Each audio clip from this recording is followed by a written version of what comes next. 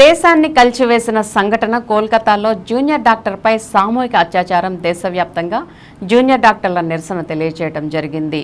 దీనికి రేపు జరగబోయే ఆల్ ఇండియా జూనియర్ డాక్టర్స్ బంద్కు ఆంధ్రప్రదేశ్ ఎస్ఎఫ్ఐ పూర్తి మద్దతు తెలియజేయాలని రాష్ట్ర కమిటీ సమావేశంలో తీర్మానం చేశారు. ఎస్ఎఫ్ఐ రాష్ట్ర స్థాయి సమావేశాలు సిఐటియు కార్యాలయంలో శుక్రవారం నిర్వహించారు.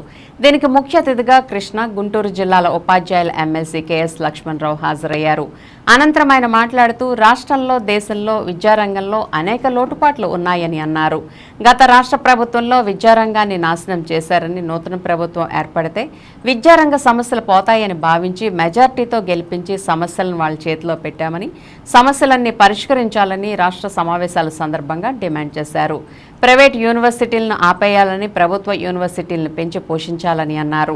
ఇప్పటికే ప్రభుత్వ యూనివర్సిటీలో 5,000 పోస్టులు భర్తీ చేయాలని అన్నారు. డిగ్రీ ఆన్లైన్ విధానాన్ని రద్దు చేసి మేజర్ మైనర్ సబ్జెక్టులను రద్దు చేయాలని అన్నారు.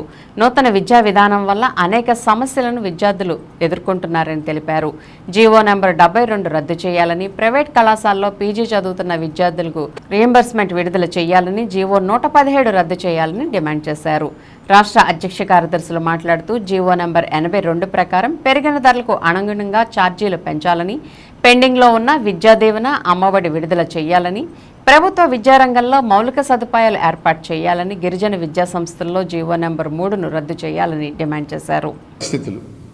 మరి నూతన ప్రభుత్వం ఏర్పడి 2 నెలలు పైగా గడిచింది. నూతన విద్యా మంత్రిగా శ్రీ నారా లోకేష్ గారు పదవి బాధ్యతలు స్వీకరించారు.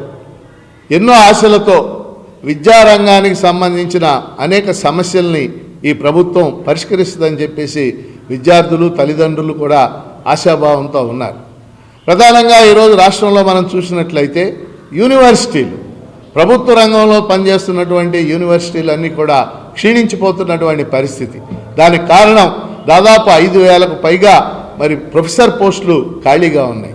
గత 10 ఏళ్లుగా ఈ పోస్టులు ఏవి కూడా భర్తీ కానటువంటి పరిస్థితి. ఈ పోస్టులన్నీ కూడా భర్తీ చేయాలని చెప్పేసి మేము ప్రభుత్వాన్ని డిమాండ్ చేస్తూ ఉన్నాం. అలా ఈరోజు స్కూల్ ఎడ్యుకేషన్కి సంబంధించి మరి లోకేష్ బాబు గారు పాదయాత్రలో కూడా చెప్పారు. స్కూల్ ఎడ్యుకేషన్లో గత ప్రభుత్వం జీవో నెంబర్ 117 అని తీసుకొచ్చింది. దాంతోపాటు 3, 4, 5 తరగతులను తీసుకెళ్ళి మరి హై స్కూల్లో విలీనం చేసింది. ఈ జీవో నెంబర్ 117 వలన పాఠశాల విద్యకి అది ఉరితాడుగా మారింది. ఉపాధ్యాయ పోస్టులు తగ్గిపోవటం, పిల్లల సంఖ్య తగ్గిపోవటం, విలీనం వలన పిల్లలు నష్టపోవటం ఇవన్నీ కూడా జరిగినాయి. అందుకని ప్రభుత్వాన్ని మేము కోరేది వెంటనే జీవో నెంబర్ 117ను రద్దు చేయాలని. మరి ప్రభుత్వం ఏర్పడి 2 నెలలైన జీవో నెంబర్ 117 రద్దు మీద ఇంతవరకు ఆలోచన చేయనటువంటి పరిస్థితి. అది రద్దు చేయాలా, 3, 4, 5 తరగతుల విలీనం కూడా రద్దు చేయాలని మేము డిమాండ్ చేస్తున్నాం. అలాగే మూడవ ముఖ్యమైనటువంటి అంశం జీవో నెంబర్ 77 గత ప్రభుత్వం ఇచ్చింది. అంటే పీజీ ప్రైవేట్ సంస్థల్లో చదివే విద్యార్థులకి విద్యా దీవెన ఇవ్వనటువంటి పరిస్థితి, అంటే ఫీజు రీయింబర్స్మెంట్ లేనటువంటి పరిస్థితి. దీనివల్ల వేలాది మంది విద్యార్థులు పీజీ చదువుకోనటువంటి పరిస్థితి ఏర్పడింది.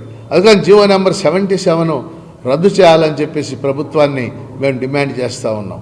అట్లానే డిగ్రీ కాలేజీల్లో ప్రధానంగా ఆన్లైన్ అడ్మిషన్ రద్దు చేయాలని, అలాగే డిగ్రీ కాలేజీల్లో గత సంవత్సరం ఈ ప్రభుత్వం మేజర్ మైనర్ విధానాన్ని ప్రవేశపెట్టి దీనివల్ల పెద్ద ఎత్తున లెక్చరర్లు నష్టపోయారు, విద్యార్థులు కూడా నష్టపోయినటువంటి పరిస్థితి.